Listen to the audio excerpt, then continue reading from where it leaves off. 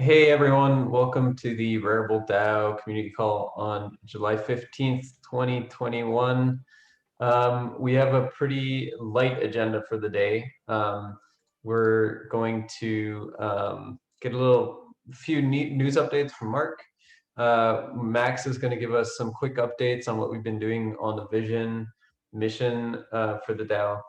And then hopefully what we're going to spend most of the time doing is going over a conversation I had earlier with Pet3rPan, who works for 1KX. He's also the guy who kind of spearheaded Metacartel DAO, which was an early DAO. So I pre-recorded that because he couldn't make it to the call.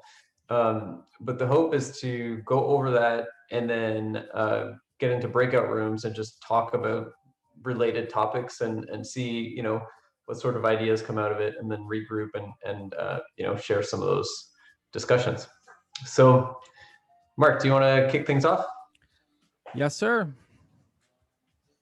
Okay. Oh, right. I got it. Oh, do you need to share screens? Yes, please. There you go. Cool. Here we go. So this is some of the cool Wait, projects. I don't see your screen. Oh, my bad. Okay.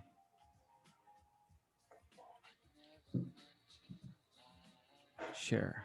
Okay, here we go. So yeah, this segment is a collection of the cool projects that I've encountered over the past week and over the few days. And yeah, I have three for today. This one that you see is from Holly Herndon. Holly Herndon is an experimental music producer that is, experimenting, emerging technologies like AI and blockchains. And so she recently released Holly Plus. And, on this article that she shared, Holly Plus, in collaboration with never before heard sounds, the first tool of many to allow for others to make artwork with my voice, and will distribute ownership of my digital likeness through the creation of Holly Plus DAO.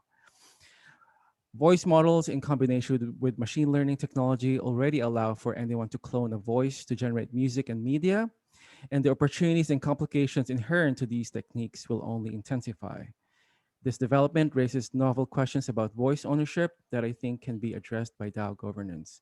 So I really love this project. It's really cool to see artists experimenting with different blockchain primitives such as DAOs and NFTs and collective ownership. So yeah, something to watch out for. And next up would be tiles. Let's see, let me pull it up real quick. Right here, tiles, infinite artworks generated from any ETH address. Each one is unique and equally rare. Price increases are as more are sold. Value is for you to decide.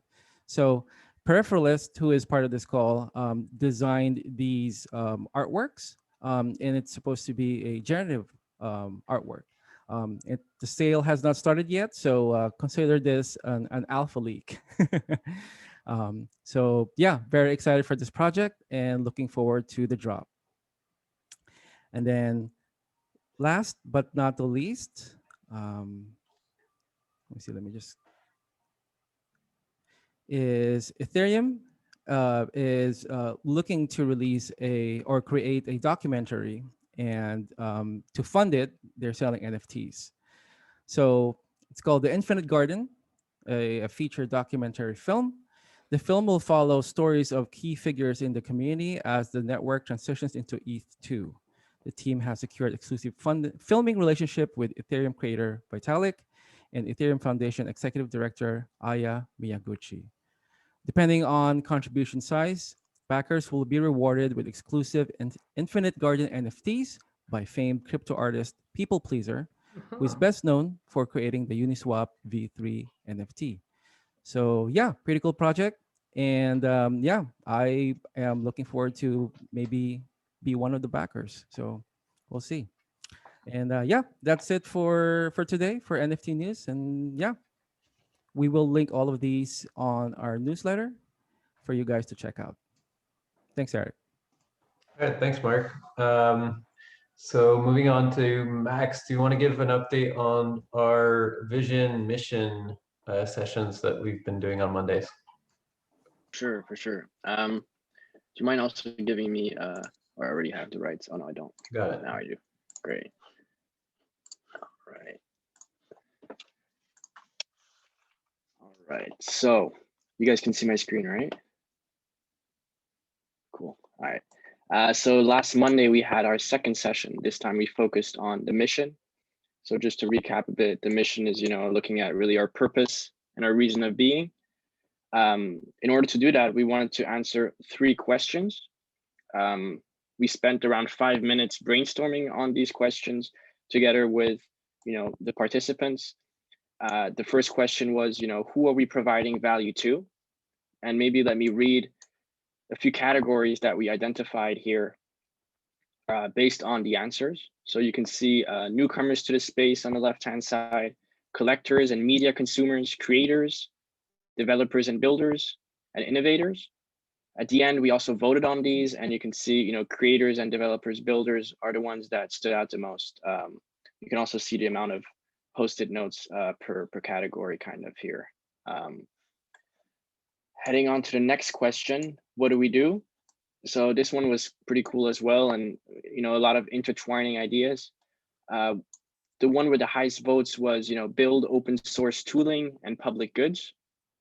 It was also create a collaborative environment, create synergies between NFT innovators, and also having, good tokenomics and incentives. Because at the end of the day, if we're doing this for creators, it's kind of the base layer, everything has to be, properly set up. So this is also a very important one here. Also incubating, just getting out there. We had some different ones, exploring the frontiers, doing what is right. Okay, those didn't get as many votes, but still great feedback. And finally, the last question was, why are we doing this? And we wanted people to also think at different levels. So, asking why multiple times to go to that lower level reasoning, right? The lower level purpose. And at the end, so the one with the highest votes was really to create a more fair and transparent world. We also had a few others like, innovations in the crypto space will make and save companies and creators a lot of money. Because tokenizing data is a critical aspect of our world and we are leading that edge. Some of these are at different levels, right? To enable sovereignty, because it's fun. So yeah, we had some cool ones here as well. Also, I see someone, I don't know who this was, maybe Matthew or Mark. I don't know if you did this. Someone added a few Post-it notes, which is cool. Mark, that was you? No? Okay, cool. But basically the next step, what we want to do now after this with Mark, and also thanks Mark for hosting this together. We want to basically, make the connections between the why, the what, and the who.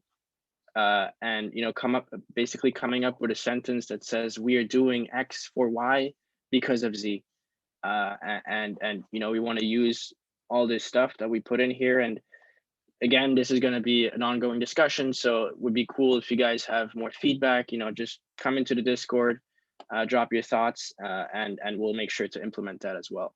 And we'll get back to you once we have put that all together.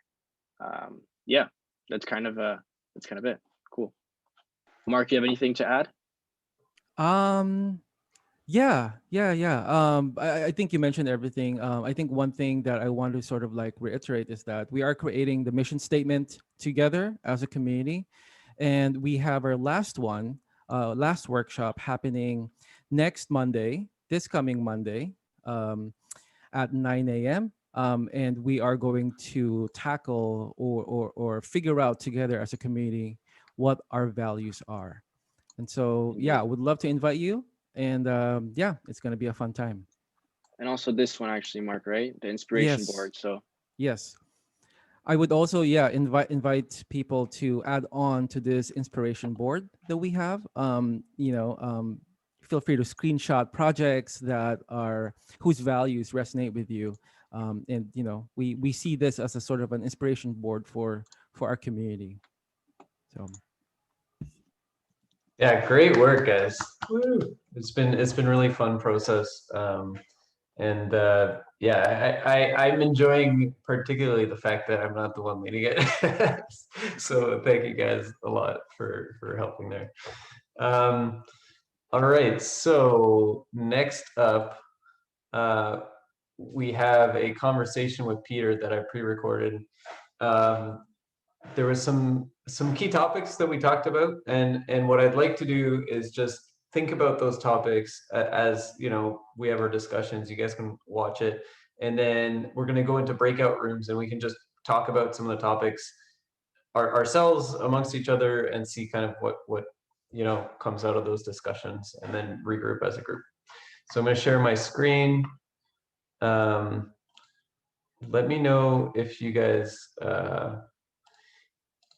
can hear this and see this. Can you guys see this? Hear this? Peter can make it. Does it need to be louder? We pre-recorded this. Thanks for joining. Peter. A little bit louder, maybe. Yeah. Pleasure. Okay, 1 second. Nice to see everyone who may or may Is that not. good? Yeah, see. Yeah, do you want to give a little bit a background about yourself and yeah, who you are? Yeah, I'm part of 1KX. We're investors in Rarible, but I personally been in the space for a while and worked in some of the earliest DAOs in the space. For those who don't know, I would consider the 4-minute mile of DAOs to be Moloch DAO. So 4-minute mile is a reference to like when the runner, I think like everyone considered like running for like a mile in 4 minutes, under 4 minutes, impossible until the first person did it, and then like everyone started running 4-minute miles. Right. So it was more of like a mental barrier that people had to like acknowledge, and then once someone broke it, everyone started doing it and copying and following. And I feel like that was with that's the same thing with DAOs. I would say the DAO was never really, it was a great idea, the original the DAO, but it never operated, never did anything, never created any value, apart from maybe inspire a lot of people, right, around what could happen. But Moloch DAO was, I think was the first DAO that really became something useful, like the first useful DAO in all of Ethereum, probably. And, was really inspired by that and wanted to join it, was rejected. And, before then, I didn't really care too much about DAOs. I cared about the human side of how token networks were built, but I think, being rejected, set me down like a warpath that I didn't really expect. Where I was like, okay, like you guys rejected me because I had no money and no one knew who I was, blah, blah, blah. Like Moloch DAO was, even though it was a grand DAO that funded public goods, it was definitely it was a very, very cool like club, I guess, right? That I eventually later joined, but it's a bit exclusive in that sense. So, I forked that and I was already building the Metacartel community and launched Metacartel DAO, which was a meager 150K grand DAO focused on funding DAOs in a world where no one cared about the application layer, no one cared about use cases. And that's when I started experimenting with DAOs and, met a lot of great people, including Eric, which is, he was working at DAO Stack and then, joined Metacartel DAO to see how the other side lived. And I think met a lot of great people then. But at the same time, we experimented a lot of ideas, like how do we create reputation systems for DAOs, right? And involved into a game called Pet3rPan, which is hilarious. Totally. There was a lot of fun stuff going on back then. You should all ask Eric, what was Pet3rPan and like, what does that even mean? Yeah, I still remember like really early on when I was just part of Genesis DAO and you kind of popped in and we started talking. You're like, no, DAOs is just a bunch of nerds. Like DeFi is really like what I'm doing is like way cooler people. And and then Moloch came around and then we made DAO school. Yeah. So I guess like so we have about 15 minutes, and then what we're gonna do is we're gonna take some of these topics that we're talking about, and we're gonna do breakout rooms to have like further discussion as a group. So first topic is like, what's interesting to you in the NFT space right now? Like just personally, like what do you think cool, and how could possibly Rarible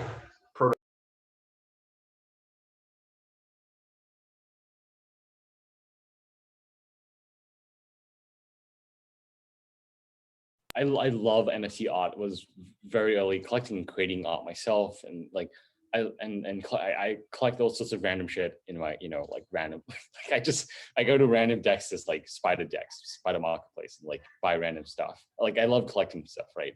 But I actually think that art and collectibles are some of the less interesting, you know, use cases. This may be very controversial of the NFT space, where like the really great initial beachheads that found a lot of traction, but I think that the financialization of NFTs is going to be is a lot more interesting idea that hasn't really emerged yet, right? Like, you know, and what that means is that, like, I think my general point of view, and this is sort of 1KX's general thesis on NFTs as well, right, is that, you know, everything on the internet is already an NFT. It just hasn't come into the Web3 economy. Like, it hasn't been minted yet, effectively. It's not on chain yet, right? But anything that is unique on the internet could and can be NFT, right? That could be a video, that could be, you know, like even a bookmark, a like, right? A relationship between two people, right? Digitally, identities, you know, could be ownership of blog posts, like, you know, your Mirror blog post as an NFT, right? Or as a collectible representing like royalties even. I think that, you know, in Web2, like, you know, if you were a digital native, right, as in like, let's say you're an Instagram influencer, you couldn't go to the bank and like say, like, that was your job, right? Like they would not accept, like, what is, you know, influencers are not a real job. Go away, we're not going to fund you your mortgage, right, for a house. We're not going to fund you, you can't get a loan for a car, etc., right? Like, but I think the very cool thing is that you can now, like, you know, take your digital property in Web3, you know, whether it may be art, collectibles, or even like, you know, ownerships of royalties, or even blog posts, right? And then, you know, maybe use it as collateral, right, for a loan via NFTify, right? Or fractionalize it, you know, and you know, get access to liquidity there, or even share NFT with others, right? Or even like, you know, tokenize digital ad spaces with like, you know, like the Zesty Market is a project I think we should check out. It's like a project that's focused on, you know, tokenizing digital ad spaces, especially within the XR world, right? Like, you know, I mean, you can tokenize ad spaces on Twitch for the product. I think, and they're not officially launched, but they're going to be coming out soon. Like you can take, you know, you can tokenize ownership, you know, of a digital ad space on Twitch, a Twitch stream that you have, and like, you know, anyone can permissionlessly like book it, right? That could apply to your CV, like your CryptoVoxel parcel, and so on. And I think like these are sort of really interesting products that like really enable like, you know, people to like live sustainably through Web3, right? It's like, you know, it's not just like, oh, like DeFi plus NFTs, but really taking the best of the NFT space, what's happening, and like enabling that, and like creating economic value and coordination around that, so that, you know, you can better like live in the metaverse effectively. So I'm really excited about that. I'm also, I guess I'm really excited about Axie, that it's finally getting some the recognition. Been fascinated with Axie Infinity from the very beginning, the fact that they had like the SLP like farming system. And like, it was the first example of, you know, I think, like first project in the space where I was like, wow, you guys are really living in the future. Like, where it's like, you know, you through the Axie collectible and game system, right? What, you know, you created this digital scarcity around Axies themselves, and then that's like sort of the digital scarcity sink of like continuous play, and you know, this you know, this continuous like path to beating out every other player, right? And then you have players and collectors who want to like breed the best Axies, or the most interesting ones, right? And then you have this mechanism where, you know, that like where breeding requires SLP tokens, which you earn for playing the game, right? So like you created this like, really nice positive like loop in the economy where it's like, it's very positive sum, I think, and you know, it's actually sustainable to some degree, right?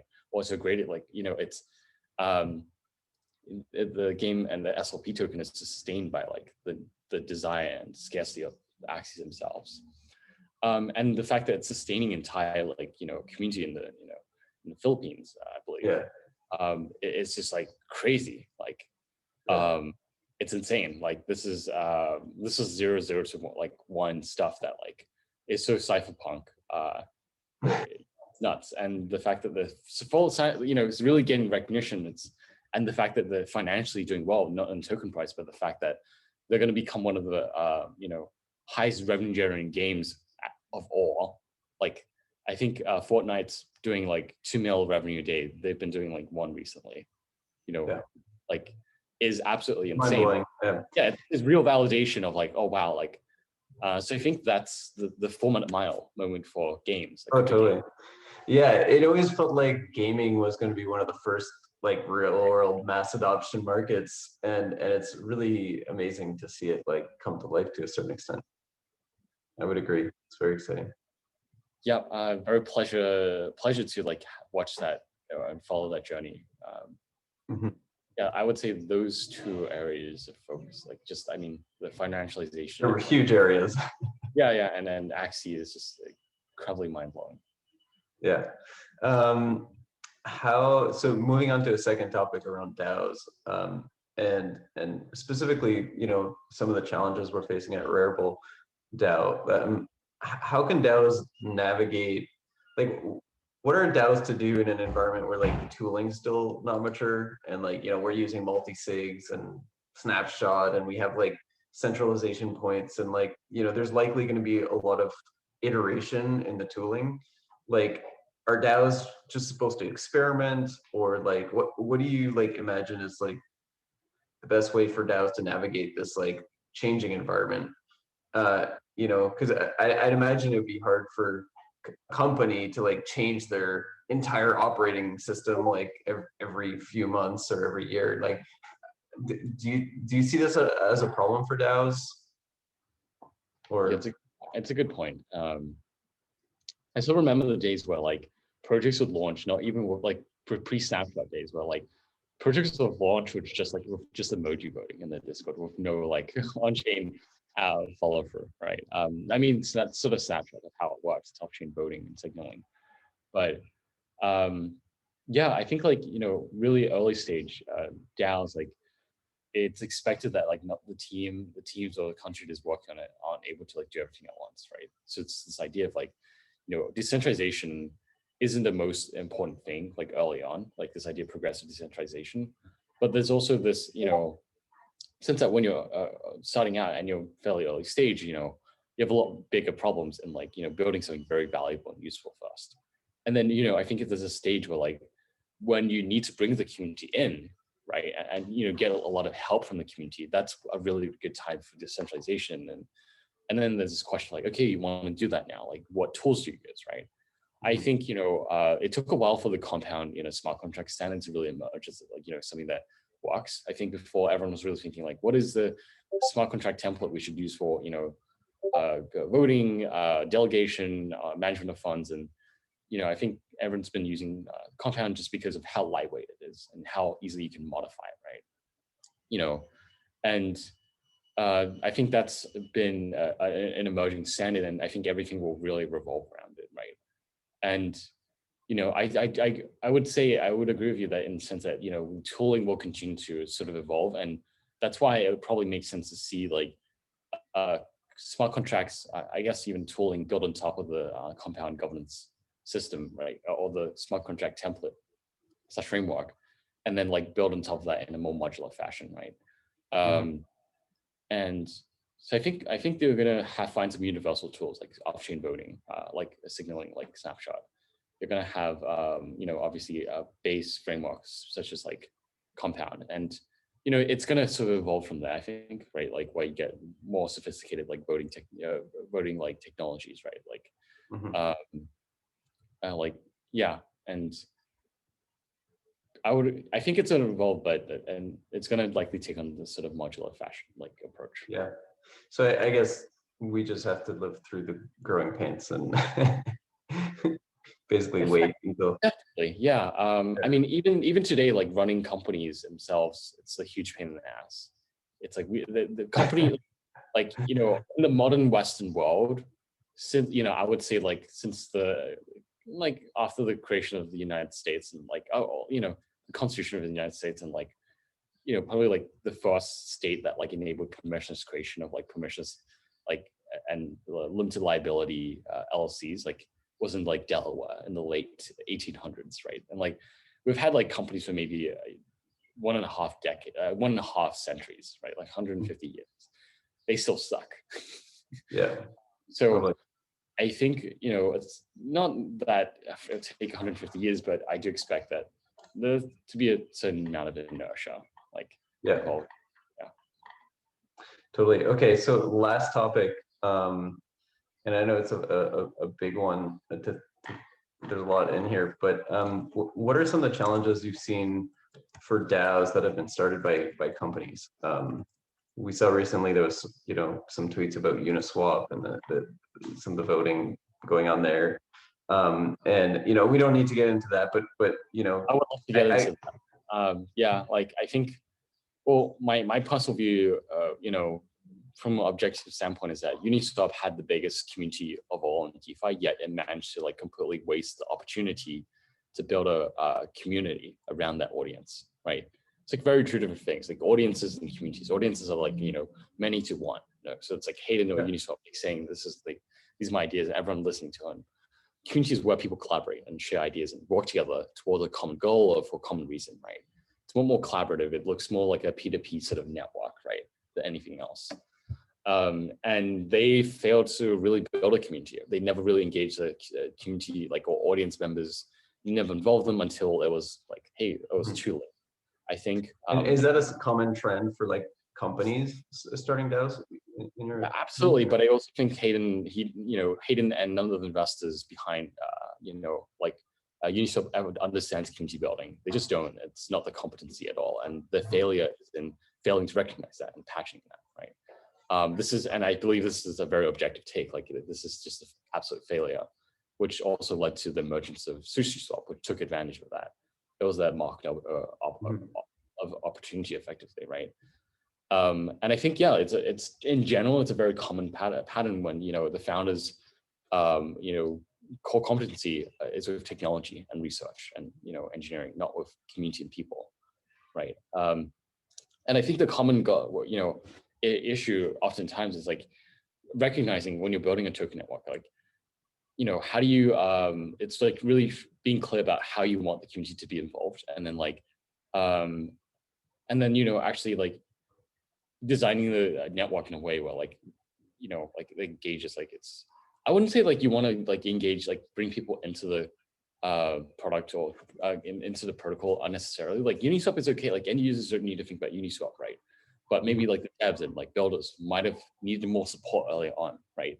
Like one issue they had was just like they never like retweeted or supported any of the creators that built on top of it at all. They just took it for granted in some regards, right? And failed to build a developer community around Uniswap, even though naturally because of adoption there is, but like that's a deeper discussion.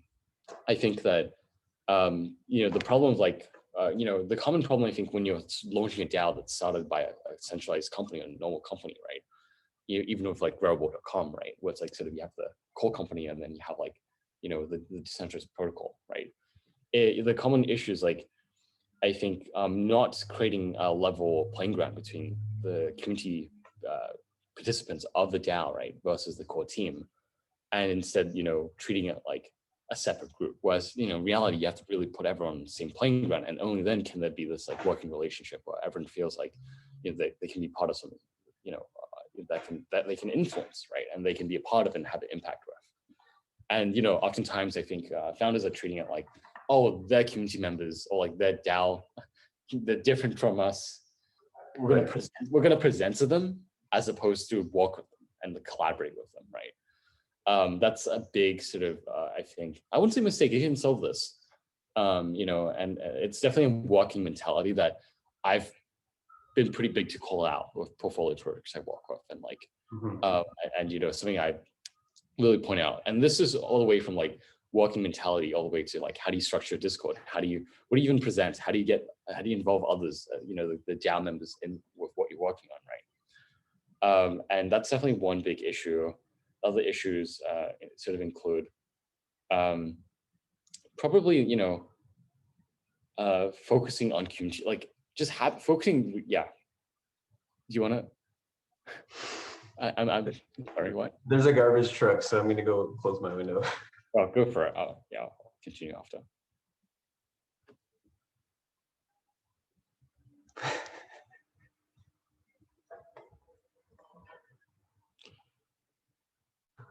Sorry. Keep talking, Peter. Yeah, I'm just rambling. I think Yeah. it's probably, you know, giving enough freedom to community members to build what they want to build. I mean, yeah, like you Hey, have what about ownership? What about ownership and like, you know, like I feel obviously you have a company and I don't have any specific examples, Sure. you know, but I'm imagining a lot of companies would want to like retain a certain amount of power and like treats the DAO almost like oh, we'll like give them a little bit of ownership through the token. I mean, how much ownership does the DAO and the community forming have to actually have for it to be effective?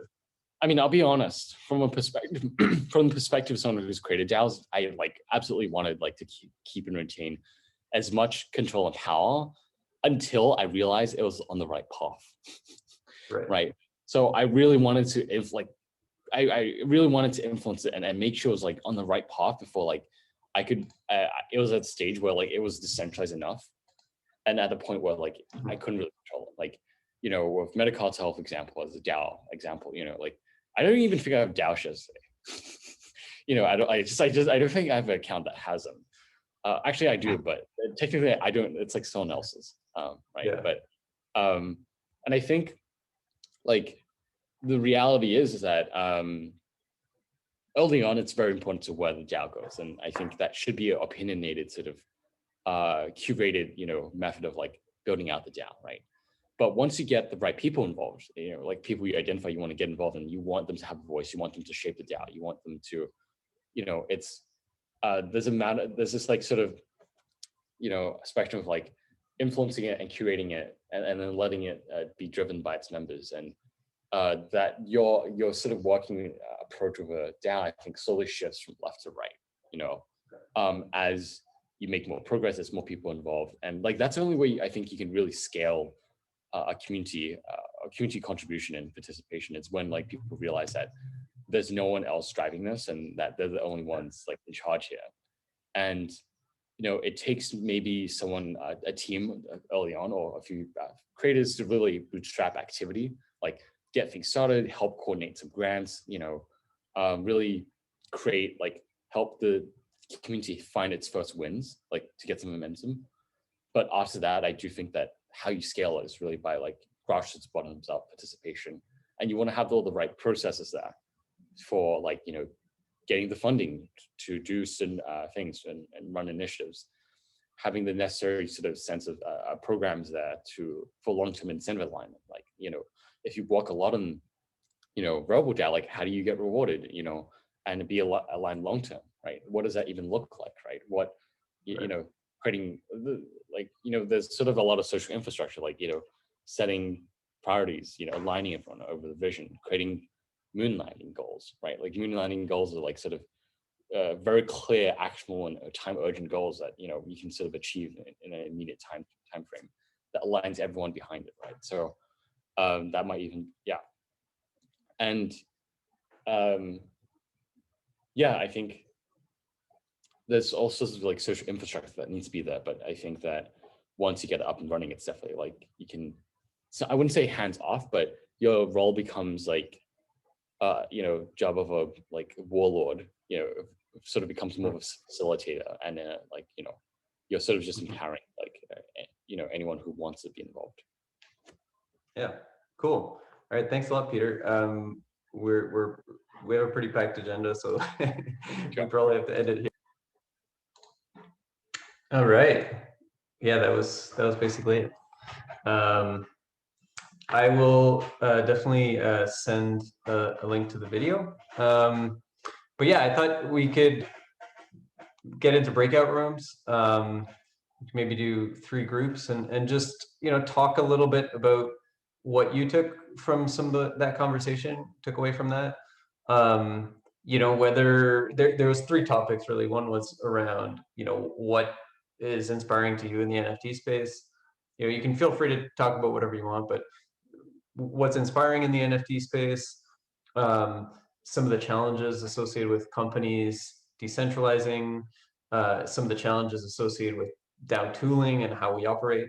So yeah, I mean, feel free to just, we have 20 minutes, so you guys can talk about whatever you thought was inspiring there, and then we can take it back. Maybe one person from each group just talks a little bit about what you guys talked about when we regroup. So let me just do these breakout rooms, assign automatically. Let's do 3 breakout rooms. All right. Open all rooms. I'll see you guys in a bit.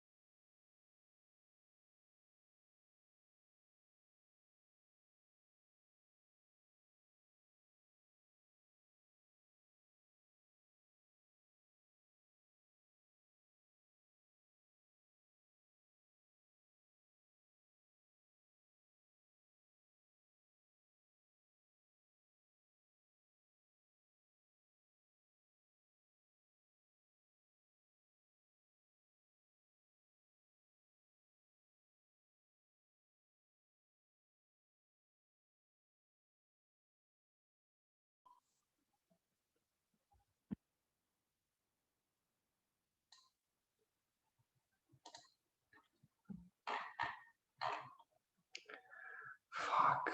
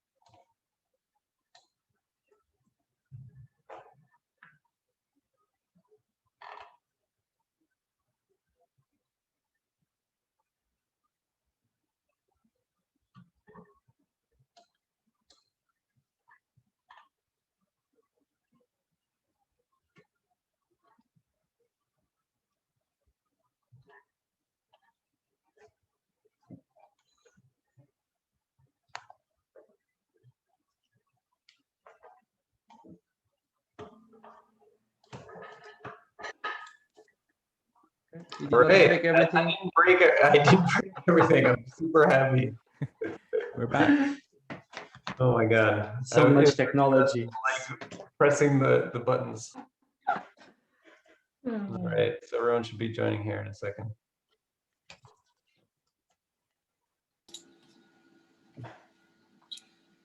All right, welcome back, everyone. I was really proud of myself for not breaking everything again. So who wants to start? Would love to hear kind of what some of the discussions were about in some of the groups. Anyone want to start off? I can go. So yeah, so it was me, Jonathan, Natalie, Owen, and Noah in our group. And you know, just brief introductions, and we kind of went with Jose's like, you know, questions to kind of just start things off with like what inspires us in the NFT space. And a lot of it was largely the general purpose usage of NFTs, how these things can be like, you know, not just art, but like, you know, various other things, kind of like what you said, Eric, in the video, how they could, or maybe it was Peter who said like, you know, everything can be minted on chain. It's just not been minted yet, but it could be. and like how flexible, how community centric NFTs are versus like DeFi tokens and more accessible to just the general populace. And then, challenges from the for like DAOs being largely whales, Natalie mentioned, and like Decentraland, that whales with like wearables and items, and like Noah mentioned onboarding and education of like, people as they enter a new DAO and like get up to speed. And then, Owen, with like distribution of the token, when you initially start a DAO, you have, one large stakeholder, and this distribution is really important to be able to like, have this like distributed system of equal, participants. And then I was mentioned like the legality of DAOs and like the broader perspective of like Web2 and the real world, and like how to enforce like, choices and decisions the DAO make, especially, and also like with like projects like Rarible or like Uniswap, where like there's the centralized project that then became a DAO, and like they're separate but like related, and whether the DAO has more power or like, authority over the project, or the project is just completely separate or unrelated, and whether that like participation is enough incentivization for them to like respect the choices that the DAO makes, or whether they decide we don't want to participate any longer. So that's kind of, if I left anything out, like guys, in our group, feel free to like cover it. Yeah, there's definitely a lot of ground. I mean, we had totally different topics of discussion. Max, you want to share what we talked about? Sure. Matthew mentioned that, he really likes the fact that we're taking the knowledge about, DAOs and sharing it amongst each other, amongst different DAOs. And, he was thinking, how can we do more of this? Also, Jasper mentioned, he's quite interested in the process and the evolution. And things are still early. And as a DAO, we can also create the tools that are missing, which is pretty cool. I mentioned that I was quite interested in the topic of, he mentioned that NFTs can be more than art, and how can we also attract these other projects to Rarible. We also had Danilo mentioned that, he would like to be able to do other things, such as putting, images on the blockchain, and, maybe Rarible could support with that. Jasper mentioned there are some risks still also with art. And if we go a bit further than art, maybe with, financialization of art assets, there are some inherent risks there as well. And on the topic of, the company and the DAO, the objectives are separated. And as long as those are clear, that can be okay, or that's okay. Yeah, I think those were kind of the main topics. Jasper, you have anything to add, Matthew? Oh, that was a pretty good summary. Yeah, I just find it especially interesting how DAOs, you can play such an active role in the evolution of the space, because you actually inherently, by being a DAO, you typically are managing some sort of asset, whether it be governance token or otherwise, but that actually enables you to, for instance, if you want some tooling, you can reach out to the community and actually empower yourselves with ways of supporting the evolution of the space in general. So I just think that's a really powerful and pretty new dynamic. True. Totally. And third group, I don't know anyone who was in that group. Yeah, I can take it. I know I want to be mindful of everyone's time. We're almost at the end, but let me just summarize this real quick. Jose mentioned about some, or shared something about like progressive decentralization, where, and I think Penguin also like touched on this as well, where evolving from a startup into like a decentralized, into a DAO is certainly challenging. And I think what Peter, shared about, creating the vision and direction first, and then getting momentum, and then from there think about decentralizing, resonated with the group. And then Peripheralist shared about, or touched on the human layer of things, human layer as the base layer of all this, because crypto essentially is a very much a social technology. And then Jorge mentioned about planting a seed of cooperation. I think he is a member of also another DAO, where planting that seed of like cooperation within groups, and sort of like framing it framing certain projects where it's like, guys, it's up to us to actually, like, if this actually fails or succeeds. And so yeah, I think that's mostly what we've talked about. I wonder if y'all have any other thoughts, like, anyone from my group. Yeah, nice summary.